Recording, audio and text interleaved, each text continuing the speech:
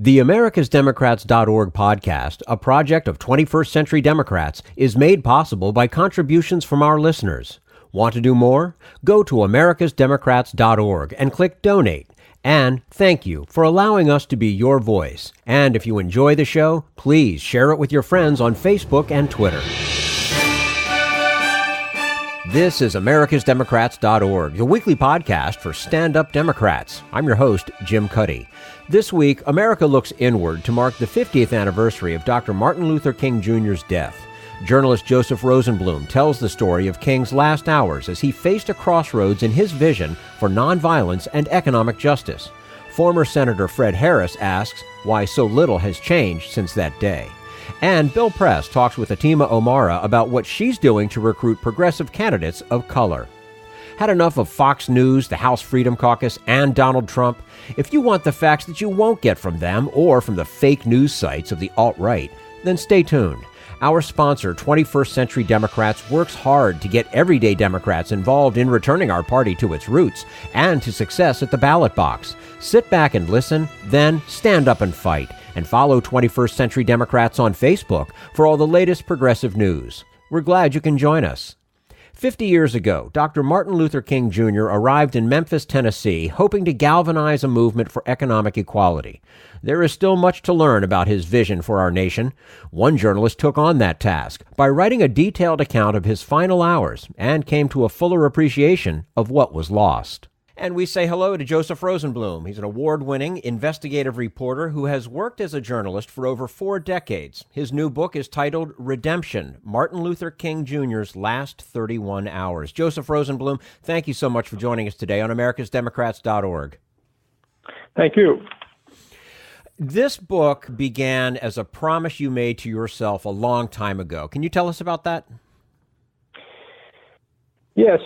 In the summer of 1968, I had an internship at the daily a newspaper in Memphis, the Commercial Appeal, and I kept hearing from reporters in the newsroom about the events that had happened a few months before in Memphis that brought Dr. Martin Luther King Jr. to the city. And the more I heard, the more intrigued I was by those stories, and I filed away the idea that someday I would like to write about it. It took me quite a while to get around to it, but I eventually did.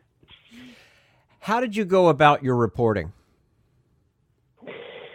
Well, I started in 2006 interviewing people who had been immersed in the events in Memphis, and asking them for their stories. I ended up talking to more than 24 people, many of them in Memphis. And what I heard was compelling stories that I thought hadn't been told before. And the more material I collected, the more I thought there might be a book in it. Now, one of the themes in the book is that as Dr. King arrives in Memphis on April 3rd, 1968, he was keenly aware of the threat to his own security. How did he talk about that?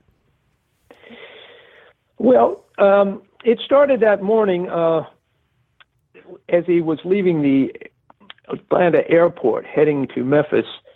There was a bomb threat against his flight targeted specifically at Dr. King. So by the time he arrived in Memphis, that bomb scare, no doubt, was weighing on his mind. By then, he had become a far more controversial figure than he had been even during the civil rights movement in the 50s and first part of the 60s, because then he was speaking out against the war in Vietnam, and he was planning to stage massive protests in Washington, D.C., in the so-called Poor People's Campaign. And I think he must have sensed that his life was in grave danger by the spring of 1968. And that night, in the so-called mountaintop speech, he spoke about his fear of dying a violent death. He talked openly and emotionally about his dread. that he could die at an early age from an assassin's attack. We're speaking with Joseph Rosenbloom, award-winning investigative reporter. His new book is titled Redemption, Martin Luther King Jr.'s Last 31 Hours. Joseph, King's trip to Memphis was also a moment of great resolve, and he actually had been there just 6 days earlier. Why was he returning? Well, on the visit 6 days earlier, on March the 28th, he was to lead a march in support of the striking sanitation workers. The march had barely begun before it turned into a riot.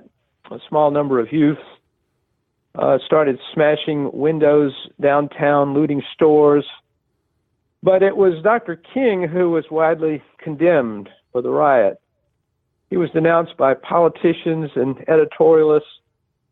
So he was returning 6 days later to show that he was still in command of his nonviolent movement, to salvage, if you will, redeem his reputation so that he could restore his credibility, that he was still in control of his movement and he could still retain a nonviolent philosophy in his protests. Dr. King's commitment to the sanitation workers of Memphis was part of his deepening commitment to economic justice as the next stage of the civil rights movement. How did you see that expressed in his final hours?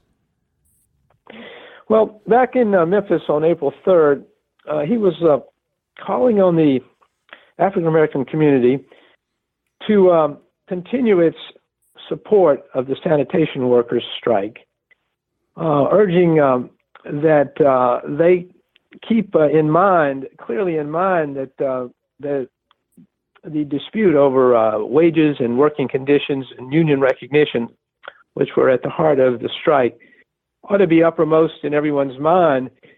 And then the night before he was killed, he spoke passionately at a pro-strike rally to bolster the workers' morale and urging them to stay the course. You know, this commitment to economic justice was also bringing dissent from within his own ranks and the larger civil rights community. How did that weigh on him? Well, it weighed heavily on him. He was hearing dissent about his opposition to the Vietnam War. That wasn't popular with a lot of his closest aides, who thought that he should be sticking to civil rights more narrowly defined. And his idea for the Poor People's Campaign was not popular among some of his followers. They thought that it was too vaguely defined, that it wouldn't lead to any results, that, again, it was distracting him from the kind of civil rights issues that he had been championing for some time. So there was a lot of dissent, and there were a lot of pressures on him not to oppose the Vietnam War and not to bring this anti-poverty campaign to Washington. Now, one of the most disturbing things you learned about in researching this book was the failure of the Memphis Police Department to protect Dr. King, even though they knew of the threat to his safety. Give us a detailed sense of how that failure played out. Well, the story there was no security for Dr. King on his first two visits to Memphis in 1968. The first one was on March 18th, and then he was back, as I said, on March the 28th. The police director in Memphis, Frank Holloman, would later say that the department didn't provide any security for Dr. King on those first two visits because they viewed him simply as just another person involved in the sanitation workers' strike. But there were more threats against Dr. King after the riot on March the 28th.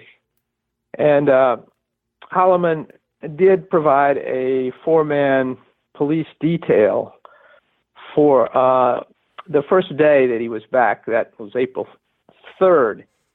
But the security for him was discontinued at 5 o'clock that day in the afternoon. So he had no police protection on the next day, April 4th, and that's the day that he was killed. I should add that that it's quite possible that if the police had been protecting Dr. King on April 4th, that they might have been to have prevented him from being murdered. They had protected Dr. King on his visit to Memphis in 1966, and I talked to one of the police officers who was part of that detail, and he said they stuck to King the whole time, and they would escort him everywhere he went. And I think there's a chance that that the events would not have played out as they did, that resulted in Dr. King's death if he had had adequate police protection on April 4th. Mm-hmm. Well, how have you come to understand the decisions made by the Memphis Police Department?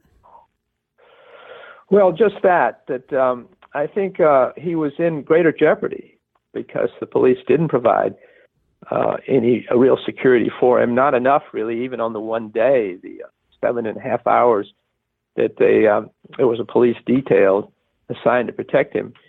So I think the risk was greater, and I think, as I said, I think it might have meant that he was more exposed to an attack, and more likely that he would have been killed.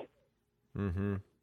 Now, by focusing on this sliver of time, how do you hope to deepen our understanding of Dr. King's legacy?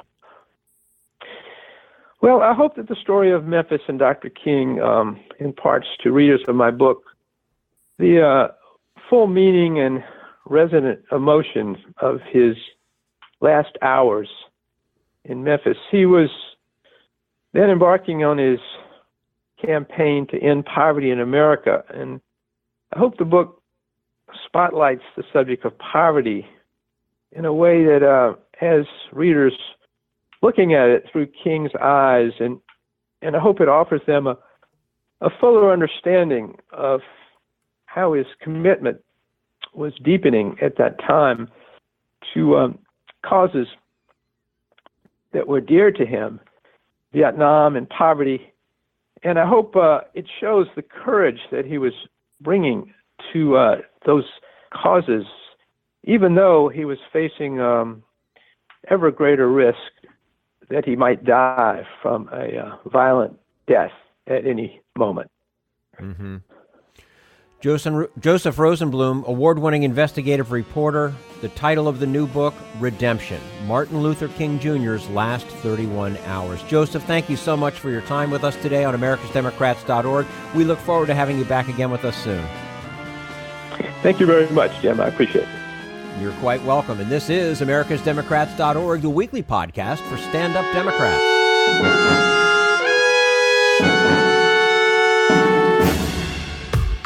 We want you to sit back and listen to this americasdemocrats.org podcast, a project of 21st Century Democrats. But we need you to stand up and fight.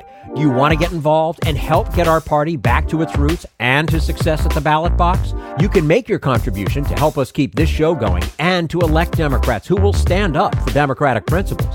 Go to americasdemocrats.org and click on Donate at the top of the page. Social Security measure. I believe that we must pass legislation to provide medical care.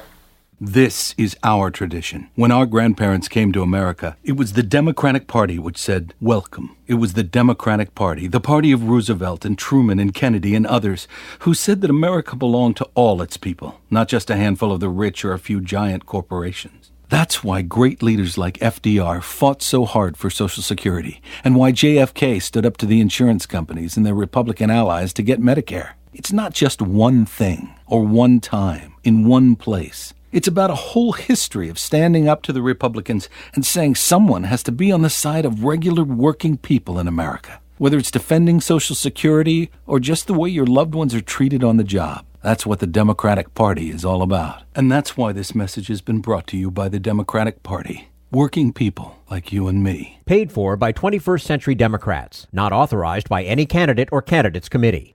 This is americasdemocrats.org, the weekly podcast for stand-up Democrats. Coming up next, another civil rights anniversary, where we stand 50 years after a landmark report on race and justice in America. But first, we turn to Jim Hightower, America's #1 populist, for his common sense commentary. Have you noticed that Donald Trump constantly prefaces his outlandish lies with such phrases as, "to be honest with you," "to tell the truth," and "believe me"? Why? Because, like a snake oil salesman, he constantly needs to convince himself that he's speaking the truth in order to perform his next lie convincingly. The show must go on and on. In fact, he already ranks as the lyingest president in U.S. history, and that includes Nixon. Trump's biggest whopper is that he's an honest-to-God populist, standing up for America's hard-hit middle class against Wall Street, corporate lobbyists, and moneyed elites. This prevarication has duped many working stiffs into thinking he's their champion. The huckster doubled down on this lie in his inaugural address last year, pompously declaring, "The forgotten men and women of our country will be forgotten no longer." That's why a new straight-talking pamphlet by the watchdog group Public Citizen is so important. It exposes the people's champion as a rank fraud who is pushed from day one to further enrich and empower corporate elites he had denounced as a candidate. Public Citizen's report documents with concise, easy-to-grasp specifics how Trump, the faux populist, has systematically sold out the working families whose votes he cynically swiped, handing our government to a kakistocracy of corporate plutocrats. This is Jim Hightower saying, it's not merely that he's an irredeemable liar, but that Trump himself is a lie. The Public Citizen expose is titled, "Forgetting the Forgotten, 101 Ways Donald Trump Has Betrayed the Middle Class," and it drives the stake of truth through the heart of his populist pretensions. Don't just read it. Use it like a Thomas Paine pamphlet to spread the truth. To download a free copy, go to corporatepresidency.org/forgotten. Need an antidote to the progressive blues?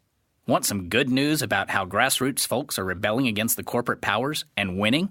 Well, here's an easy-to-swallow pill for you, the Hightower Lowdown. Hightower's monthly newsletter will give you the lowdown, even as it lifts you up. It's 4 pages a month, jam-packed with facts you can use, actions you can take, and Jim's own Texas humor, all for only $15 a year. To become a lowdowner, go to hightowerlowdown.org. This is americasdemocrats.org, the weekly podcast for stand-up Democrats. The civil unrest that broke out after Dr. Martin Luther King Jr.'s assassination laid bare the deep pain of racial injustice in America. Senator Fred Harris witnessed those events and helped write a report that warned Americans of 2 societies, one black, one white, separate and unequal. And we say hello to Fred Harris, former senator of Oklahoma, an original member of the so-called Kerner Commission, and co-editor with Alan Curtis of a new report titled Healing Our Divided Society, Investing in America 50 Years After the Kerner Report. Fred Harris, thank you so much for joining us today on americasdemocrats.org. You bet. Nice to be back with you.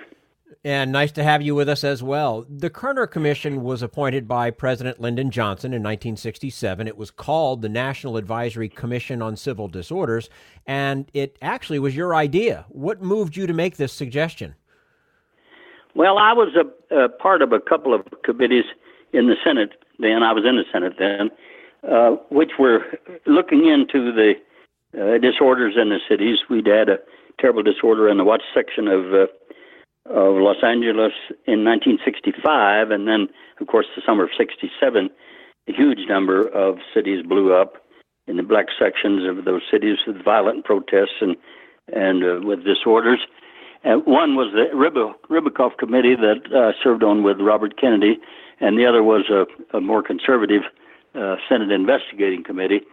And so in the midst of the Detroit riot, when it was at its height, I went to the Senate and I grabbed one of my seatmates, Walter Mondale, later vice president, and got him to co-author a resolution which I then introduced and had sent to the subcommittee which I headed, that called for a Blue Ribbon Citizens Commission to look into these disorders, but not just from a law and order standpoint, but also from the deeper causes of poverty and racism. I held hearings the very next morning on that resolution, and then it occurred to me that the president himself could appoint this commission without waiting for congressional action.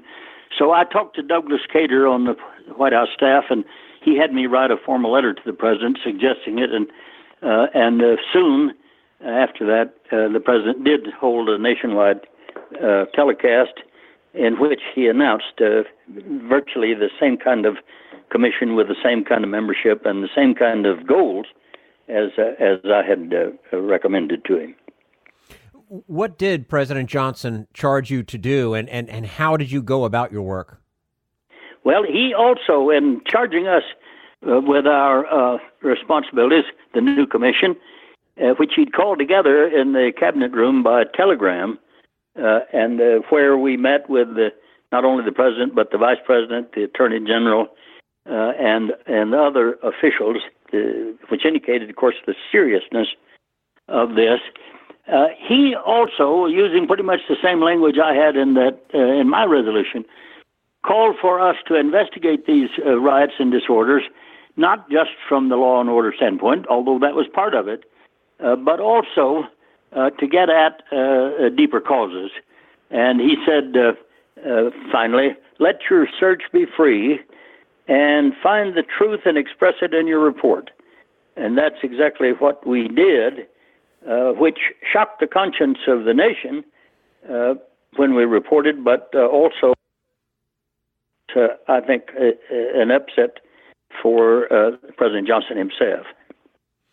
Well, and of course, the report you issued was a scathing indictment of racism in America. And I understand this was not well received by the White House. What happened?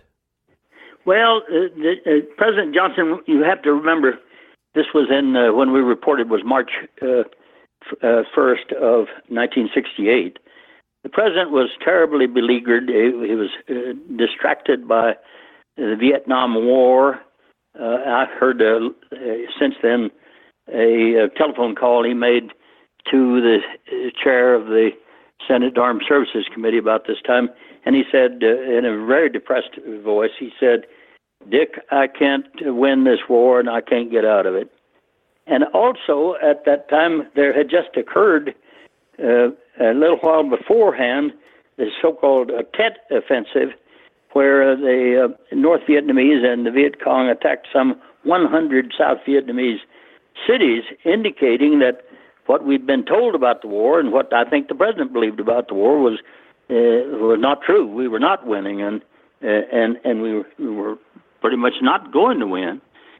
So he was very beleaguered and distracted by the war. Plus, he was running for re-election, and that very month in February in New Hampshire, and I'm sure received word that he was not going to do very well there. So all this was happening, and then here we come with a report. But he was told, we know by what source, kind of a leak out of the commission, in these words, this, President Johnson, this report is going to ruin you.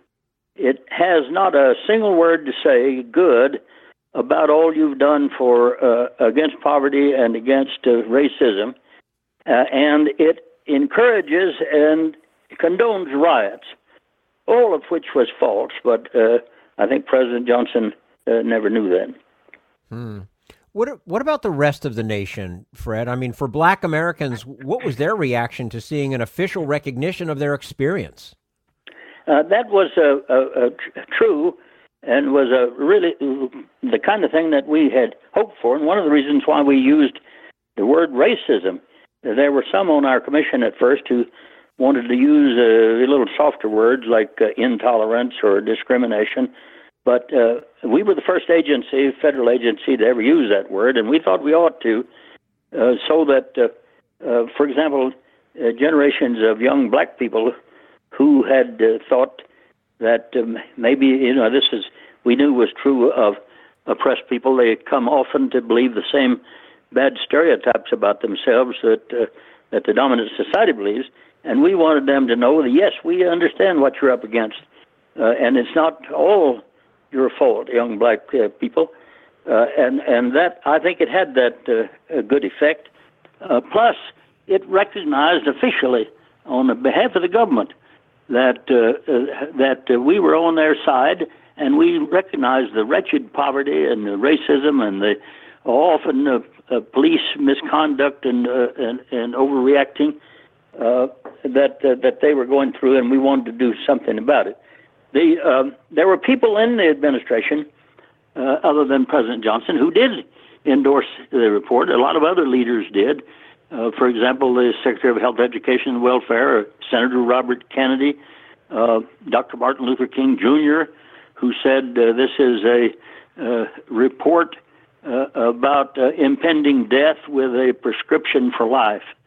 And in the country, I think a lot of people were shocked by some of our recommendations, how much money it was going to cost, and using the word racism. But generally, you have to remember this was a time when a majority of people believed that we ought to do something more about poverty and race.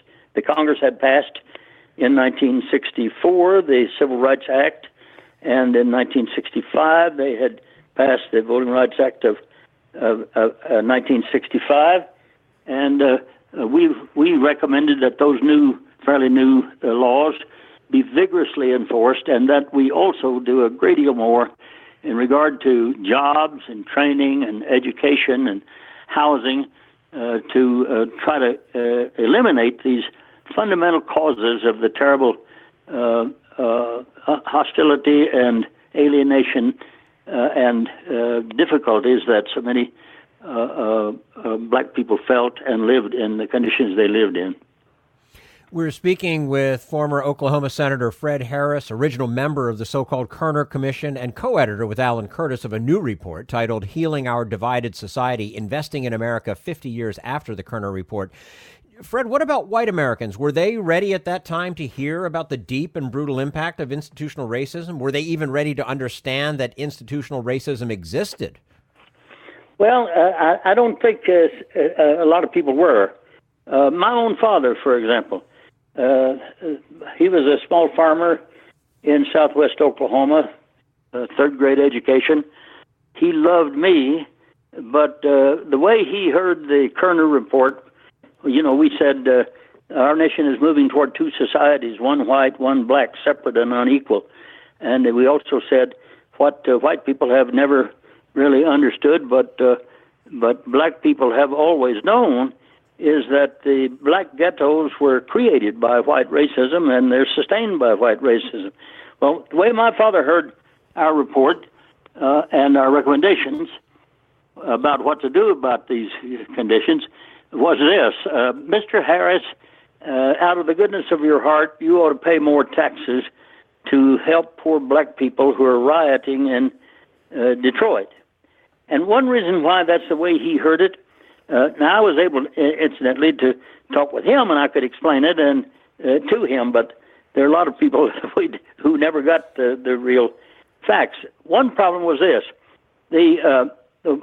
with evil intent to lessen the impact of the report, somebody, and we think we have some idea who, leaked a copy of the report to the Washington Post, and we had what we'd already arranged for was to send it out a little early with an embargo, so we'd have time to background reporters and other people interested in this subject about how we had come to these conclusions.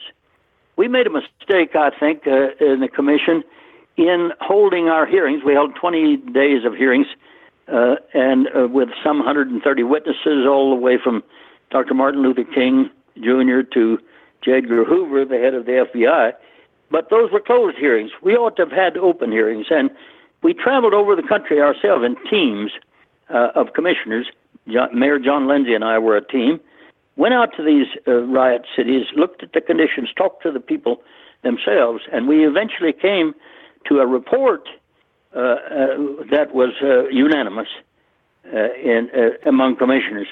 Well, we didn't get that chance, though, when it was leaked, to give reporters an opportunity to know more of the details about why we came to these conclusions and these recommendations. We tried to talk the Washington Post out of publishing it. They said, no, we're going with it in the morning. And we said, well, if you are going to publish it, we're going to turn it loose to everybody then. You won't have an exclusive. They said, go ahead. So we did, and it was just chaos. Reporters trying to meet deadlines. I got it, for example, I remember a call from an Associated Press reporter who said, I have a 30-minute deadline. We're talking about a report that's 600 pages in length. He said, I have a 30-minute deadline. Could you just sort of capsulize it for me? And so the result was the headlines around the country and on television and radio were something like this. White racism, cause of black riots, commission says. And that's all a lot of people ever knew without knowing how we'd come to those conclusions and the facts behind them. And that was very unfortunate. But still, we made progress on virtually every aspect of race and poverty in this country for about 10 years after the Kerner report. And then, particularly with the advent of the Reagan administration and afterwards, the progress stopped, and we cut taxes for rich people and big corporations and cut programs which were intended to benefit middle class and poor people, and that progress eventually began to reverse, and that's been the trend since the 1970s, unfortunately. Of all the suggestions made by the Kerner Commission, as it came to be called, what were some that you really hoped would actually be taken seriously? Well, all of them, but I would say the main thing, we did do some things. For example, we recommended fair housing, where you had to have much more effort toward integration of housing in schools, and the Fair Housing Act was passed.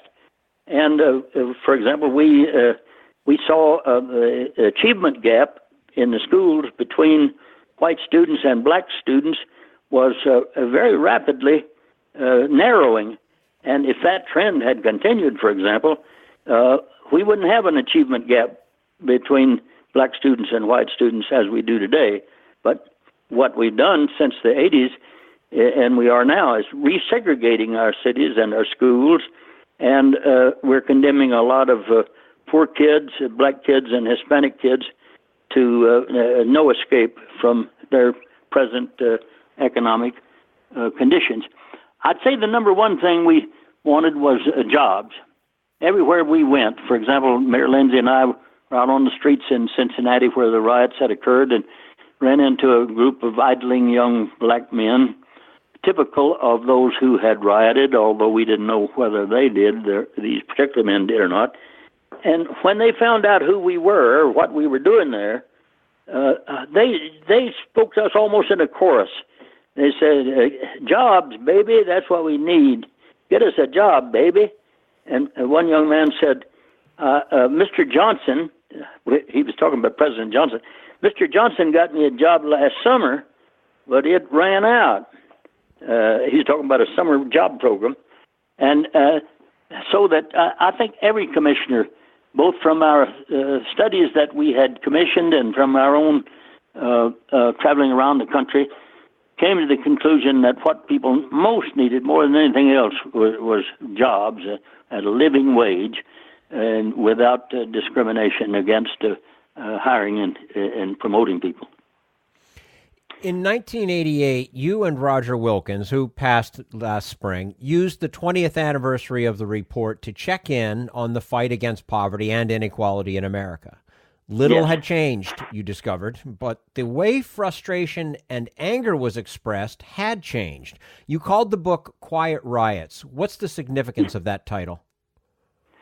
Well, what we said back then 20 years ago, and it's very much true now, although these cities have changed a lot since then, and you've had a lot more, for example, narcotics than we did then, although there was quite a bit then. What we said was, that while we're not right this minute having violent riots like we had in 1968, that they're really kind of quiet riots. People are so living in such wretched conditions and are so held down by the conditions and by segregation and discrimination that it's far more destructive of human life than the violent riots. And so here we are at another anniversary, and we have this new report that you co-edited with Alan Curtis, president of the Eisenhower Foundation. It's called Healing Our Divided Society. And the report is sobering. It finds inequality, deepening poverty, and a return to segregated schools. You've been quoted, Fred, as saying that the past 50 years have not been without some progress, yet here we are. How are we to understand that?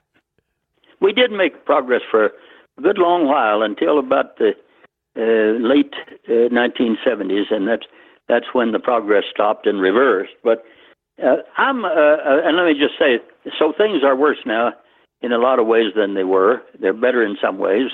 More black people have moved into the middle class. We elected a black president of the United States, and black people have moved into all sorts of professions and occupations, and that's wonderful. But we've got millions more people that are living in poverty now than we did 50 years ago. And the inequality of income has greatly worsened and is getting worse still. As I said, the cities and the schools are resegregating now.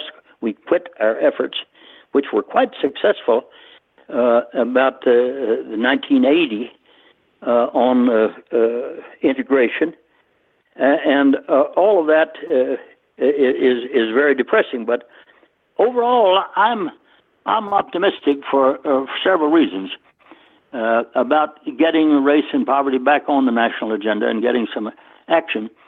First of all, I think back to the beginning of the civil rights movement, led by people like Dr. Martin Luther King Jr. and John Lewis and others.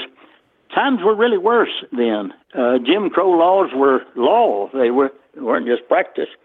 Discrimination was terrible, racism very harsh, and nevertheless, against all odds, they resisted and persisted and ultimately prevailed.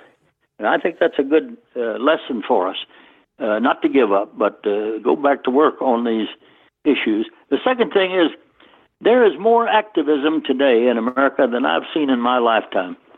And with great new organizations like that Women's March, I've never seen anything like that exactly. And now the March for Our Lives, just spectacular. Probably more people involved in that than in the Women's March. Organizations like Indivisible and Black Lives Matter. People want to do something, and I think we're going to feel that in this country. I think we already are feeling it.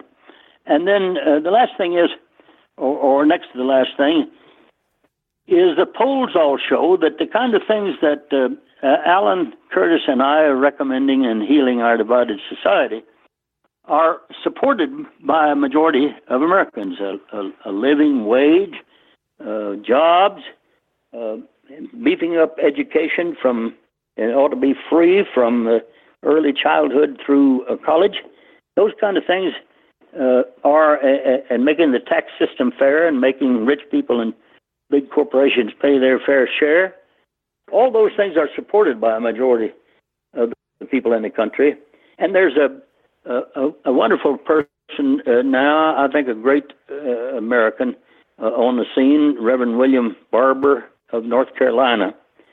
He's put together a new poor people's campaign, and it started earlier widely spreading Moral Mondays on these kind of issues. And he's shown clearly that you can put people together across race lines and gender lines and other kind of lines if you can get people to see that if they coalesce and work together around their common goals, they're a majority, and they can be quite successful in making some progress.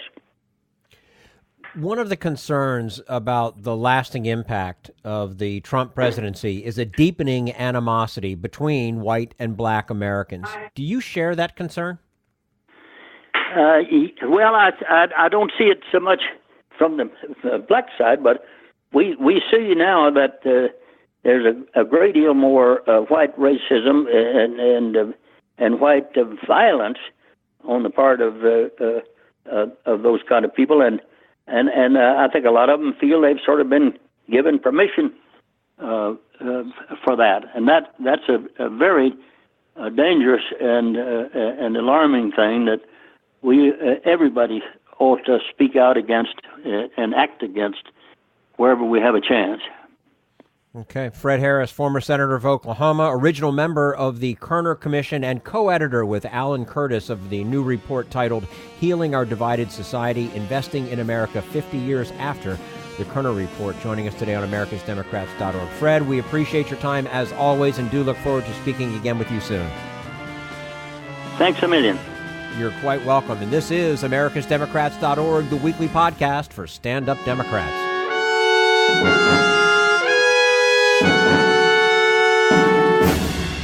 We want you to sit back and listen, but we need you to stand up and fight. Help get our party back to its roots and to success at the ballot box. Make your contribution to keep the americasdemocrats.org podcast, a project of 21st Century Democrats, on the air, and help elect stand-up Democrats. Go to americasdemocrats.org and click on Donate at the top of the page.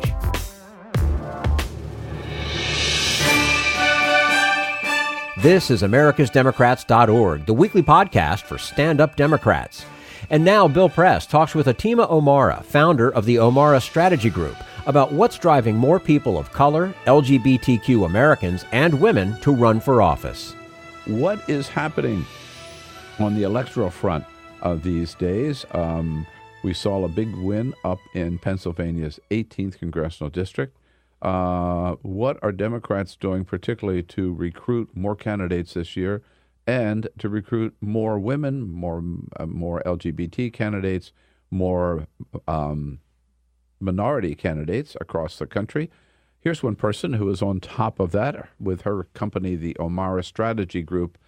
Atima, is that how you pronounce it? Atima. Mm-hmm. Sorry. Yeah. Atima Omara. Yes. Hi, Atima. Nice to see you. Nice to see you. Thanks for coming in. No, thanks for having me. These are exciting times, huh? Yeah, they are quite exciting times.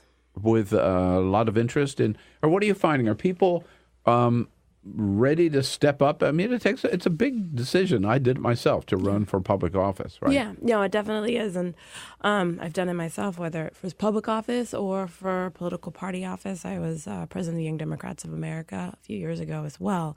So I know definitely what it takes to step up and raise money. And, you know, a lot of the folks that we're finding who are stepping up are folks who previous to the 2016 election would never have thought of running. They were folks maybe who voted and were just engaged in that way and watched the news. But that's primarily about it. And even hearing from some folks who even weren't engaged in the political process at all, were very sporadic voters to non-voters almost, are now stepping up. So why? What do you think motivates them? Why this sudden surge of interest? Well, you know, especially when you look at candidates of color and LGBTQ folks, they're looking at an administration and a Congress who are pretty united and rolling back a lot of things that they care about. I mean, with communities of color, you've got Jeff Sessions at the DOJ repealing a lot of the criminal justice reform stuff that had just recently been put in place. Looking at trying to force states to criminalize marijuana, who are trying to decriminalize marijuana, for example. Mandatory minimums, all of the stuff that folks had been in the progressive movement trying to change. And he's not a fan of Black Lives Matter activist work. If you're an immigrant, you're definitely not happy with the Trump administration. Certainly if you have families who are trying to get here or who are here and trying to get status. And so those folks feel very much, under fire. The DOJ has tried to roll back protections for LGBTQ Americans. With women, I mean, I think it's pretty easy when you look at Trump, why, there's so many. Emily's just reported, I think now they're up to close to 30,000 women who contacted them who are interested in running for public office, receiving training or support. And, you look at Trump, and this is a guy who ran against a woman who was, everybody has opinions on whether she was a flawed candidate or not, but was very well positioned. Secretary of State, former First Lady, U.S. Senator, knew her stuff. And primarily, she lost to this guy, and he did it being a very misogynist candidate, bragging about assaulting women on tape. And a lot of women are like, wait, this guy who's never served a public office, didn't even reveal his public taxes or his taxes publicly, has never expressed an interest in civic engagement, isn't known to have said racist things, can actually win the presidency. Well, then why can't I run? And that's what you're hearing from a lot of women across the country. So a lot of it is Donald Trump himself. Yeah, a lot of it is that, and then also Donald Trump's policies. Trump's policies, and after the Women's March, a lot of the call for those women was to go home and organize in their communities. In Virginia, where I'm from, where we saw a lot of women win in our state House elections last year, when I talked to them as candidates on a couple PAC boards, I said a lot of them said, I went home, I got involved, got to know my state legislator. And I'm like, oh, no, you can't serve. They were pretty much a reflection of a mini Trump on the local level. And so they stepped up to run against them. Yeah, and we see what happened in Virginia, picking up 15 seats. So, so tell us about some of the people that. So your group specializes, as I understand it, and that's why we wanted to talk to you, in helping locate and train, and even helping them win, right? Yeah. Candidates, particularly candidates who are LGBTQ women and people of racial color. minorities, people of color. Yeah, right. Yeah, absolutely. How do you find them? How do I find them? Various different ways. I had worked in politics myself on campaigns and had run for office, so I got to know a lot of folks who just work for candidates themselves. Maybe they're fundraisers, maybe they're working on their mail or media, and they realize, well, we have this great candidate, but we're not at that point where they're ready to buy TV or buy mail, or we're just helping them with their fundraising, but we need someone to help them find ideal staff. We need somebody to help them kind of go through the motions of starting a campaign, because you can go through all of these great trainings, but once you're done, you're pretty much on your own for the most part and just getting everything started and starting to fundraise. So that's the part I fill in. As I come in and I help candidates figure out getting launched, identifying the right PACs that they should be talking to, who might be good campaign staff for them. And if they don't have all of their consultants, identifying consultants. I also find them through Facebook. I find them through just talking to other folks saying, this person's thinking of running. Are these candidates all congressional candidates? No, it's I actually focus on state and local as well. Because I was going to ask you about that. The importance, I think more and more people recognize with reapportionment, particularly looming in 2020, the importance of state legislative races and governorships. Yeah, absolutely. I mean, the Republicans always love to tout how much they won. A lot of that was due to gerrymandering, congressional and on the state level, which then, once they got a Republican governor elected, allowed them to do a lot of stuff with the maps and change the game. So, a lot of the most harmful legislations on the state and local level, and getting folks elected who can really literally change the game and in policy is really the most important thing, so that we have a country moving forward from not only the top down all the way to the bottom. Do you only work for Democrats? I work for Democrats and people who identify as progressive. So they're an independent, and they either have to run for a nonpartisan seat, but their values are very progressive and in line. Then, yeah, I'll totally look at working with them. Right. So how would you rate I'm curious, in Pennsylvania 18, right? If Connor Lamb, who is a white male, and some people said not progressive enough, if he came to you and said, I need your help in this district, would you work for a guy like him? Or would you say find somebody else? I mean, You're not left enough for me. For me, if they had been a person of color or a woman, I would have. I've chosen to focus primarily on ensuring that folks who traditionally have not been as well represented in political office get to public office. And some of that has been because of institutional barriers. Women didn't, get the vote until the 1920s, or in some cases for African-American women until the 1960s. And so, as a result, they weren't allowed to serve in public office because they also weren't voting citizens. So they're still catching up. We're not at parity there. LGBTQ Americans, they've just really started running in the last 20, 30 years, really inspired by sort of Harvey Milk's leadership in San Francisco. And so, 4 out of 5 white guys serve in Congress. They're also all Christian, with a couple of exceptions, and those are people of color. And so while I love my white progressive guy candidates, I want to see more representation. I want to see America look a little bit more like Congress look more like America. Yeah, and don't take this the wrong way. I mean, I think the more LGBTQ people, the more women, the more people of color that we have in public office, the better off we are as a nation. Yeah. And the better our policies are, and the better the state legislature or the Congress represents the people of this of the country. Yeah. But aren't there some districts where a white male might be the better candidate, one who could actually win that district rather than just make send a message or something, or make a statement? Yeah, I think in my mind it's for example, I do think Connor Lamb, who's much too centrist for me, right? I mean, but he fit that district. And he won, and God bless him. He certainly fit that district. I think that the argument can also be made, and I'll use an example in Illinois 14. Was that Lipinski? No, that was... okay. Yeah, although we could talk about that. But but Illinois 14, a young African-American woman who worked in the Obama administration, is a public health servant, won the primary. It's only 2% African-American. But she grew up in the district. She knew the district. She knew its politics. She knew how to run to that district. She's African-American? Yes, Lauren Underwood. And she's been endorsed by the DCCC and Emily's List. And so I think PA 18 is similar percentage of African-Americans. I want to say maybe 2 to 3%. Now that district is going away, so it'll be a new one. That's true, right. So, but basically what I'm saying is I think it's important to think of who's the best candidate for that district. It may, in fact, be a white guy.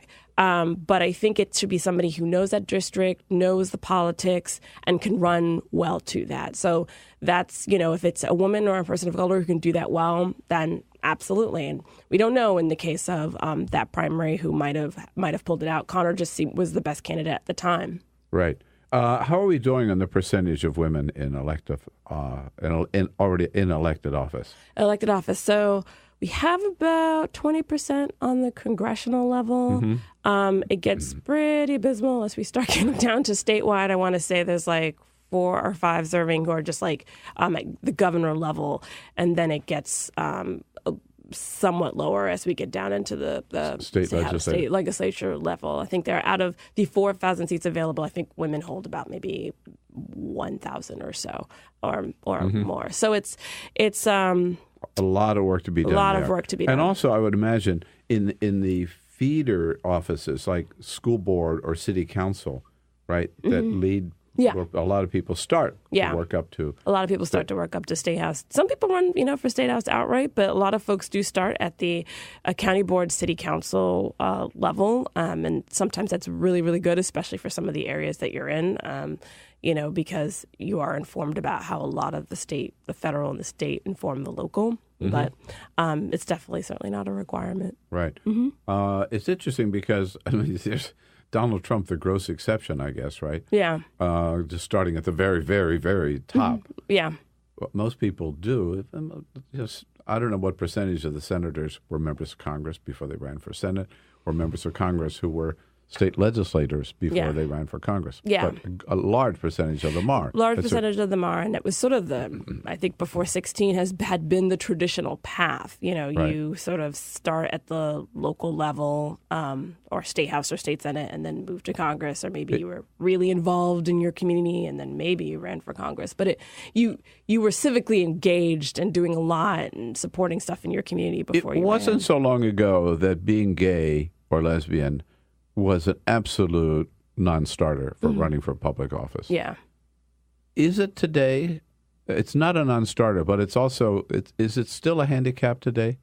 You know, it's interesting talking to some of the folks I know who have been working on this a lot longer than me. In Virginia, I served on a LGBT PAC board and helped with endorsements and such. And at the time, you know, there were we endorsed actually. I served on one in Los Angeles years ago. I think one of the very first ones in the country. Yeah, and it was called Mekla. Okay, I don't know, was it out of the Stonewall Dems family or was it a different before? one? No, okay. Before. Yeah, okay. Mine was sort of a little bit out of the Stonewall Dems family, and we endorsed, you know, folks who were identified as straight, who were just pro-equality, and then endorsed openly LGBTQ candidates. And I've seen definitely a shift, certainly in my lifetime, where obviously I'm pretty young, but I was not yet born, maybe just born, when all this stuff happened with Harvey Milk. And that was sort of a revolutionary thing for him serving in public office at that time as an openly gay person and showing an example of being able to do that. Now it's just my example in Virginia. We had two openly LGBT candidates run for office successfully. Dana Karam, who transgender woman, took on a pretty well-known homophobic, not progressive at all candidate and won. And he tried to talk about her gender all the time, and she would pivot to talking about the issues. And there was a woman who won down by our Richmond area, pretty southern, rural area, part of her district. It was known she was openly LGBT, was a public health advocate, focused on the issues. People knew she was gay, but it did not come up in the race in a negative way. And so I think that in a lot of parts of the country, it's just accepted. You know? Yeah. One would hope that would be the case, right? Yeah. Look at their policies and who do you think might be the better candidate. I'm afraid that in some parts of the country, it still is an issue, right? It's not, there are still areas, I would say. But fewer and fewer, fortunately. Yeah. What impact did having the first African-American president have on people of color? Thinking, hey, this is public service.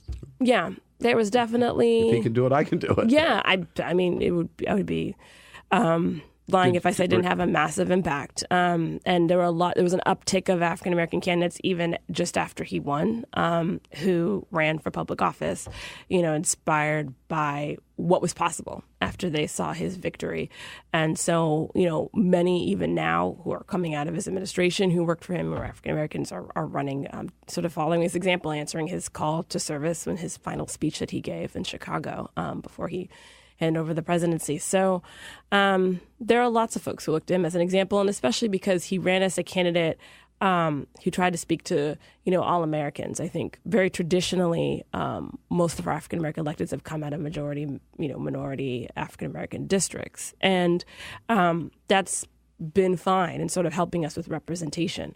But you know, now our country's changed a lot since the Civil Rights Movement, and a lot of those districts were created. And so you have a lot of African Americans running in places like Lauren Underwood running in a place where it was only a 2% representation, but she grew up there, you know? I mean, I grew up in an area where not as much African American representation. But if I wanted to run for office and I was involved in that community, you know, I would, right? And so you see a new generation of that. A friend of mine who ran for lieutenant governor and is now lieutenant governor in Virginia, Justin Fairfax, is, you know, definitely a reflection of that age group. He's in his 30s as well, who was inspired certainly by Obama's example. Right. Atima Omara is our guest. She is the founder of the president and founder of the Omara Strategy Group. It's Omara, O-M-A-R-A strategy.com. Sunday, I was at an event here, and a young man came up to ask a question and identified himself. He had been a candidate in Virginia. Oh. I forget his name, for the House of Delegates, whatever it's called, and unsuccessful. But he ran in a very conservative district, very red district, one carried by Donald Trump. And his question basically was, so what should I do now? And my answer was, run again. Right. Absolutely. I mean, but it does stress two things, I guess. One is the importance of having a candidate in every district, right? Yeah. Yeah. It's interesting now. I think there's like almost a handful of districts left where at this point on the congressional level, the DCCC will be able to field a candidate in almost every district in this country. I mean, there are people running in 5, 6-way primaries who are running in 5, 6-way primaries in Texas of all places. And so people are like, you know what? Like, I want to at least try and show that there's a different type of leadership. Before, we just used to leave them on the battlefield and not even attempt. Not even like in Pennsylvania's 18th, again, coming back to that, the last 2 times, Democrats didn't even field a candidate. It's sort of a basic rule of politics. You can't win if you don't try. If you don't have a candidate, right? Right. But this other thing about, and you don't always win the first time. Yeah, you don't always win the first time. Which is pretty important, and some people just don't recognize that, and they try it, and they lose, and they walk away, run away. Right, no, I mean, it's true. My state house rep in my area, I think it was his 3rd time running when he finally ran in another primary, and he finally pulled it out. And so a lot of folks just have to kind of keep that in mind. I've known candidates who run for Congress twice. Usually they don't go for it for a 3rd time because it's just so much time and money, especially on the congressional level. But a lot of folks will try at least in like 2-3 times. And are you looking at particularly at people of a certain age? I mean, yeah, I am looking at younger. So would candidates. You take anybody over 25? I would take. I would take somebody over 25 if just because I'm in my 30s myself. But you're really looking for. I'm looking at a next generation of candidates, right? I'm looking at Gen Xers. I'm looking at millennials, and primarily because our generation is pretty much almost all millennials. I guess I'm somewhere. Mm-hmm. Some people say I'm a Xennial, which is like a mixture between an Xer and a millennial, or just solidly an older millennial. But we're a group now that, as millennials, are finally coming into voting dominance. Like, we're almost all completely of age, and Gen Zers are just right behind us. So Gen Zers would be like the kids who led the March for Our Lives, and so. With that being the case, it's like time to start pulling our generation into the lower ranks of political leadership, if not the higher ranks, and trying to make sure they have the tools to do that. But I think it's exciting. This is a new wave of leadership, and God knows the present wave has screwed it up enough. The present, so let's get them out of the way and get some new young people in there, and particularly people of color and women and the LGBTQ community. Great work that you're doing. Thanks so much for coming in. All right. Again, if you are out there in that category and ready to step up yourself, go to amarastrategy.com. Thanks, Atima. Nice to see you. Thank you. That's all for americasdemocrats.org. Thank you to all who made today's show possible. Joseph Rosenbloom, Senator Fred Harris, and the entire Bill Press team. And thank you for listening. If you liked what you heard, please get involved in our efforts to keep this show going and to elect Democrats who are bringing the party back to its roots. Go to americasdemocrats.org and click on Donate at the top of the page. And be sure to find 21st Century Democrats on Facebook. For americasdemocrats.org, I'm your host, Jim Cuddy. We want you to sit back and listen, but we need you to stand up and fight. Join us. Support the americasdemocrats.org podcast, a project of 21st Century Democrats, and help elect Democrats who will stand up for democratic principles with your contribution today. Go to americasdemocrats.org and click on Donate at the top of the page.